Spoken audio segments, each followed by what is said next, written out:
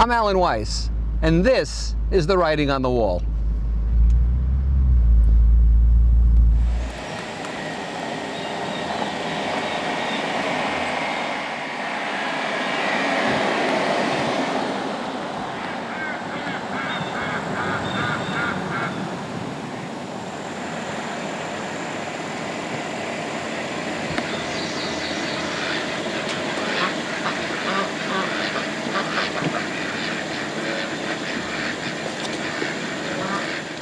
Welcome back to Writing on the Wall. This episode is COVID. Yes, COVID, coronavirus. What have we learned? What do we think? Well, I think what I've learned is you take 2 steps forward and 1.5 steps back. You know, you put your right foot in, your right foot out, you do the hully-gully and you turn it all about, whatever it is. Not a lot of progress, but some progress. And we have to be content with that. But what it's also told me is that there are people who irrationally see personal freedom as trumping group survival. I mean, can you imagine? Talk about Lord of the Flies, right? Talk about a post-apocalyptic world. You know, what does this look like? There are people who won't get flu shots. There are people who won't let their kids be vaccinated for measles, and there are people who won't wear masks. You know what this tells me? It doesn't tell me anything about personal independence. It tells me about a huge degree of self-absorption, of lack of care for anyone around you. And it's really come to the fore. You know, in past crises, people have come together. Now it seems like we pull apart, diametrically opposed. An 80-year-old bartender in New York was recently killed when he asked a patron to put a mask on in the bar, which is required by law, and the patron pushed him down. An 80-year-old man, he hit his head and died, because this person felt he shouldn't have to wear a mask. Isn't that pathetic? This stuff isn't new in the human experience. I am a student of military history, and I've also traveled all around the world.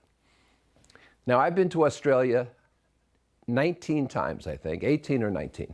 I love the country. I love Australians. They're like New Yorkers with strange accents. My father fought in New Guinea as a paratrooper to defend Australia. But during these early Pacific days at the outset of World War II, Australian stevedores on the docks loading supplies on ships, ammunition, medical supplies, supplies for the Army and Marines to advance, went on strike because they felt they weren't being paid enough. During warfare with Australia under the threat of invasion and some bombs dropping in the north, Brisbane, I think, the stevedores went on strike. Army and Navy soldiers and sailors had to load these ships. To me, this is just incredible self-absorption. And of course, it's not limited to Australians. It happens all over the world. Teachers' unions go out on strike, not for the benefit of their students, for their own benefit. Pilots have gone on strike, like they're blue-collar workers, upending weddings, upending anniversaries, preventing people from going to funerals, preventing people from visiting loved ones who are desperately ill, because they're not happy with their retirement packages. Scientists of varying opinions have been touted by all sides here, left, right, up, down, center, and there is no consensus because scientists are not omniscient. The interesting thing about omniscience is the last word in there, the last group of letters spells science, omniscience. Try it. But no one is that adept. And so we have to deal with imperfection. We tend to overreact and overcorrect. That's what this crisis has shown me. You know, Governor Cuomo in New York, some people say, God, he should run for president. Well, his father maybe, but not him. He whined, and he cried, more ventilators, more ventilators. The federal government isn't fair. Nobody's fair. New York's getting short shrift.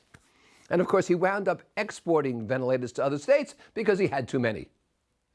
Up here in Rhode Island, we built 3 major hospital areas, convention halls and so forth, millions of dollars. And now they're all being dismantled. Weren't needed. I know what you're saying. Hey, it's better to be ready. Yes, but we overreact. Enforcement is lacking during this crisis. We're good with rules. We're lousy with enforcement. So my wife and I go to Nantucket every August. We were determined to go to Nantucket this August. We rent a house on the beach. A couple of weeks, the kids come. So the week before we're to leave, the governor of Massachusetts drops a bombshell, and he says, you need to have a COVID test that's negative within 72 hours of coming over to Massachusetts. It's a neighboring state. Well, we scurry around. We both get negative tests. I got 2. Filled out Massachusetts paperwork online. And so we had our papers. It's like the world of the Gestapo. We had our papers. We had our negative tests, the Massachusetts papers you had to fill out. Where are you staying? And Saturday morning when we took off in our car, we drove across the state border here. It's only about 20, 30 minutes away. Nobody there. We drove to Hyannis, where you get the ferry. No officials there. On the ferry, no checking. Off the ferry in Nantucket, no checking. We drove to our house on the beach, no checking.